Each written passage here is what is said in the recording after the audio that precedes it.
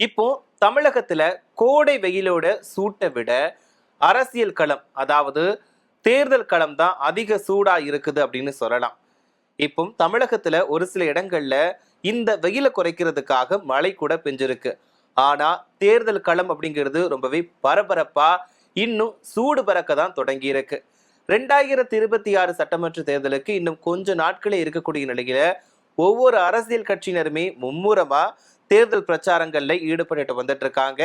அது மட்டும் இல்லாம ஒருத்தரை மாத்தி ஒருத்தர் குறை சொல்லிட்டு இருக்காங்க. நீ இதை பண்ணுன, நான் இதை பண்ணினேன் அப்படின்ற மாதிரி ஒருத்தர் மாத்தி ஒருத்தர் திட்டிக்கிட்டும் நிறைய விமர்சனங்களை முன் வச்சுக்கிட்டும் ஒருத்தரை ஒருத்தர் கழுவி ஊத்திக்கிட்டும் தான் இருக்கிறாங்க. இந்த நிலையில இது மட்டுமே இல்லாம ஒரு சில தரப்பினர் கருத்து கணிப்புகளையும் எடுக்க ஆரம்பிச்சுட்டாங்க. ஒவ்வொருத்தரும் இந்த கட்சிக்கு இத்தனை தொகுதிகள் கிடைக்கும், இந்த கட்சிகள் கண்டிப்பா சரிவை சம்பாதிப்பாங்க அப்படின்ற மாதிரிலாம் நிறைய கருத்து கணிப்புகளை வெளியிட்டு வந்துட்டு இருக்காங்க. அந்த மாதிரி தான் இப்போ ஒரு 2 ஏஜென்சிகள் கருத்து கணிப்புகளை வெளியிட்டிருக்காங்க. அது என்னன்னா லோக்போல் மற்றும் போல் டிராக்கர் அப்படின்ற 2 ஏஜென்சிகளுமே கருத்து கணிப்புகளை வெளியிட்டிருக்காங்க. இந்த கருத்து கணிப்புகளின் அடிப்படையில பார்த்தோம் அப்படின்னா வழக்கம் போல திமுகவுக்கு தான் அதிக வாய்ப்புகள் இருக்கு அப்படின்ற மாதிரி சொல்லியிருக்காங்க. அது மட்டும் இல்லாம இதுல எதிர்பாராத விதமா தமிழக வெற்றி கழகம் நிறைய மேஜிக் பண்றாங்க அப்படின்ற மாதிரியும் இந்த கருத்து கணிப்புகள்ல வெளியாகி இருக்கு. அதிமுக அப்படின்றது ஒரு கேள்விக்குறியில நிக்குன்னு கூட சொல்லலாம். இப்போ இந்த கருத்து கணிப்புகளின் அடிப்படையில பார்த்தோம் அப்படின்னா என்னன்னா ஃபர்ஸ்ட் திமுக இருக்காங்க.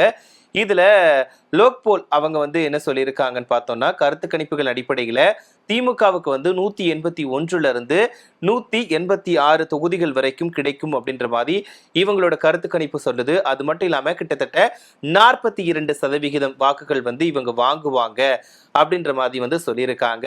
அது மட்டும் இல்லாம போல் டிராக்கர் என்ன சொல்லியிருக்காங்க அப்படின்னு பார்த்தோம்னா இந்த கருத்து கணிப்புகள் அடிப்படையில் பார்த்தோம்னா திமுகவுக்கு 174 இருந்து 178 இந்த கிட்டத்தட்ட 170 இருந்து 180க்குள்ள உள்ள தொகுதிகள் கிடைக்கும் அப்படின்ற மாதிரி இந்த கருத்து கணிப்புகள் சொல்லியிருக்காங்க.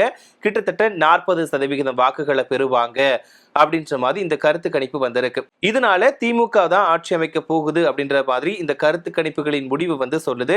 இப்ப எடுத்துக்கிட்டோம் அப்படின்னா முதலமைச்சர் மு.க. ஸ்டாலினுக்கு ஒரு தலைமை பண்பு இருக்குன்னு சொல்லலாம். இப்ப மற்ற அரசியல் கட்சியினர் ஒப்பிட்டு பார்க்கும் போது இப்போ அரசியல் நன்கு தெரிஞ்ச ஆரம்பத்திலிருந்தே அரசியல்ல ஊறி போய் வளர்ந்த ஒரு அரசியல்வாதினா அது மு.க. ஸ்டாலினை சொல்லலாம். அவருக்கான தலைமை பண்பு அப்படிங்கிறது நிறையவே இருக்கு.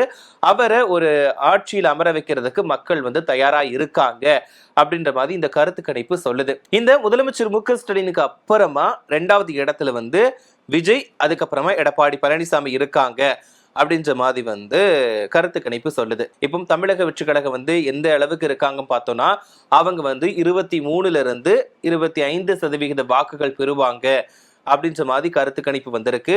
கிட்டத்தட்ட இவங்களுமே ஓரளவுக்கான வாக்குகள் பெறுவாங்க அப்படின்ற மாதிரி தான் தகவல் வந்திருக்கு. இப்போ லோக்போல் அவங்களோட கருத்து கணிப்பின்படி பார்த்தோம்னா இதுல தமிழக வெற்றி கழகம் 23.9% வாக்குகளை பெறுவாங்களாம். அதுக்கப்புறமா போல் டிராக்கர் என்ன சொல்லியிருக்காங்கன்னா 19.2% வாக்குகளை தமிழக வெற்றி கழகம் வாங்குவாங்க அப்படின்ற மாதிரி போல் டிராக்கர் சொல்லியிருக்காங்க. லோக்போல் 23.9% வாக்குகளை இந்த தமிழக வெற்றி கழகம் வாங்குவாங்க அப்படின்ற மாதிரி சொல்லியிருக்காங்க. இது கிட்டத்தட்ட 6 இருந்து 12 இடங்கள் வரைக்கும் விஜய்க்கு கிடைக்கும் அப்படின்ற மாதிரி சொல்லப்படுது. இப்போ நம்ம எடுத்துக்கிட்டாலே தெரியும், இப்போ விஜய்க்கு கூட்டம் நிறையவே வருது.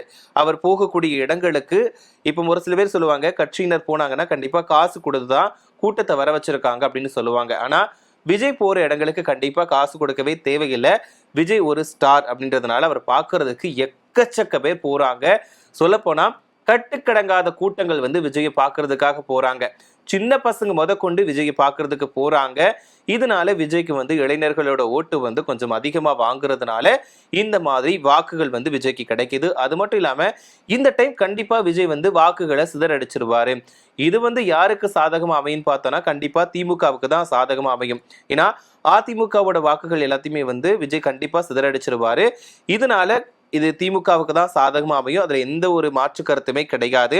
இப்போ இதுல அதிமுகவை பொறுத்த வரைக்கும் என்ன பண்றாங்க அப்படின்னா இதுல அவங்களோட கருத்து கணிப்பின்படி பார்த்தோம்னா அதிமுகவுக்கு லோக்போல் கணக்கின்படி 38 இருந்து 42 இடங்கள் கிடைக்குதான்.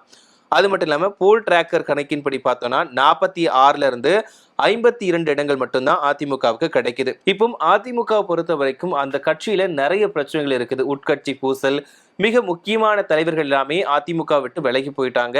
இப்போ ஓ பன்னீர்செல்வமா இருக்கட்டும், அப்புறம் செங்கோட்டையன், இந்த மாதிரி நிறைய பேர் அடுக்கிக்கிட்டே போகலாம்.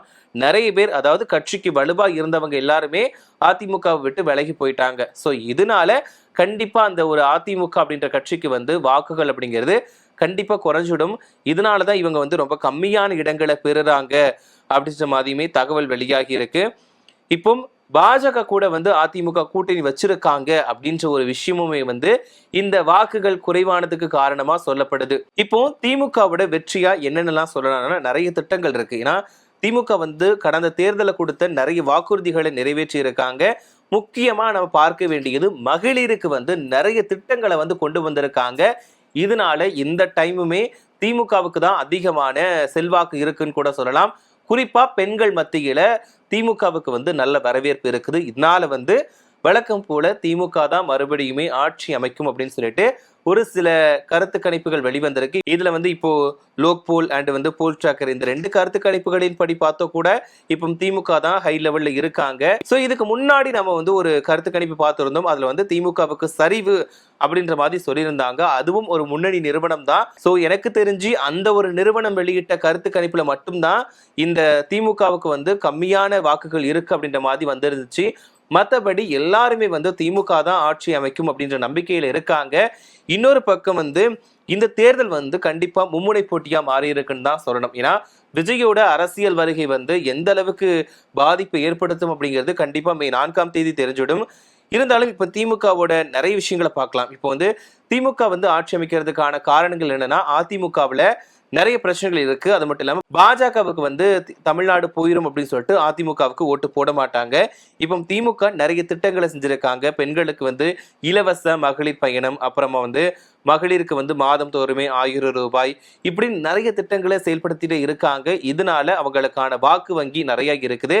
நான் முதல்ல சொன்ன மாதிரி தலைமை பண்பு, இப்போ வந்து விஜய்க்கு வந்து அரசியல் புரிதல் அவ்வளவா கிடையாது. கூட்டங்கள் கூடுறது வந்து கண்டிப்பா மறுக்க முடியாத விஷயமா பார்க்க வேண்டியது வந்து விஜய் வந்து ஒரு சினிமா நட்சத்திரம் அப்படின்றதுனால அவருக்கு கூட்டம் வருது. அவரோட அரசியல் வருகையை வந்து எல்லாருமே ஆதரிச்சாலும் அவருக்கான தலைமை பண்பு அப்படிங்கிறது, அரசியல் புரிதல் அப்படிங்கிறது ரொம்ப கம்மியா தான் இருக்குது. இதனால ஒரு தெளிவான ஒரு அரசியல் தலைவரா முதலமைச்சர் இருக்காரு. அதனாலதான் மு.க. ஸ்டாலினுக்கு வந்துட்டு மறுபடியுமே வாய்ப்பு கொடுக்கறாங்க அப்படின்ற மாதிரியுமே தகவல் வெளியாகி இருக்கு. இப்போ நாம் தமிழர் கட்சியை நம்ம மறக்க முடியாது. என்னன்னா அந்த கட்சியுமே தொடர்ந்து எவ்வளவுதான் தோல்விகளை சந்திச்சாலுமே அவங்களுமே அடுத்தடுத்து தேர்தல்களை வந்து தனிப்பட்ட முறையில சந்திச்சுக்கிட்டு தான் இருக்காங்க. அவங்களுக்கு வந்து எவ்வளவு வாக்குகள் கிடைக்கும் அப்படின்னு சொல்லியிருக்காங்கன்னா 4.9% 5.1% வரைக்குமே வாக்குகள் பெறுவாங்களாம். அதிகபட்சமா 2 தொகுதிகள் கிடைக்கும் அப்படின்ற மாதிரியுமே இந்த கருத்து கணிப்பு வந்து சொல்றாங்க. ஸோ இந்த கட்சி வந்து மிகப்பெரிய தாக்கத்தை ஏற்படுத்தாது அப்படின்றது இதுல இருந்தே தெரியுது. ஸோ இதுல வந்து நம்ம தாக்கத்தை ஏற்படுத்தக்கூடிய ஒரு நபர் யாருன்னா விஜய். புதுமுகமா வந்திருக்கக்கூடிய விஜய் மட்டும்தான் கண்டிப்பா இந்த தேர்தலில் ஒரு கேம் சேஞ்சரா வந்து இருப்பாரு. எப்பவுமே எதிர்பார்க்காத வகையில கண்டிப்பா வாக்குகளை வந்து நிறையவே சிதறடிச்சிருவாரு. ஏன்னா ஒரு பக்கம் விஜய்க்கும் கணிசமான வாக்குகள் நிறையவே கிடைக்கும். ஆனா அதிமுகவோட வாக்கு வங்கிகள் வந்து கண்டிப்பா இந்த தேர்தலில் குறையும். இப்போ திமுகவுக்குமே வந்து அவங்களோட எல்லா ஓட்டுமே கிடைக்குமானா அதுவுமே கேள்விக்குறிதான்.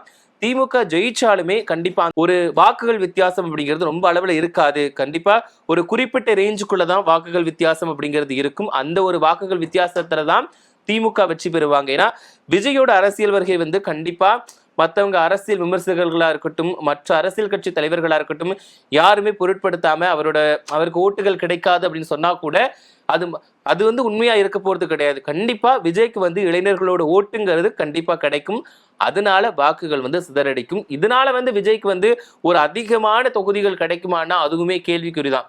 வாக்குகள் வந்து இளைஞர்களோட வாக்குகள் கிடைச்சாலும் விஜய் வந்து ஒரு சொல்லக்கூடிய அளவுக்கு என்னால இவ்வளவு தொகுதிகளை ஜெயிக்க முடியுது அப்படின்னு சொல்லிக்கிற அளவுக்கு வேணா வாக்குகள் இருக்குமே தவிர பட் பெரிய அளவுல மாற்றம் இருக்குமானா அது கண்டிப்பா இருக்காது. ஸோ எதுவா இருந்தாலுமே வரக்கூடிய ஏப்ரல் 23ஆம் தேதி தேர்தல் முடிஞ்சு மே 4ஆம் தேதியே ரிசல்ட் தெரிஞ்சிடும்.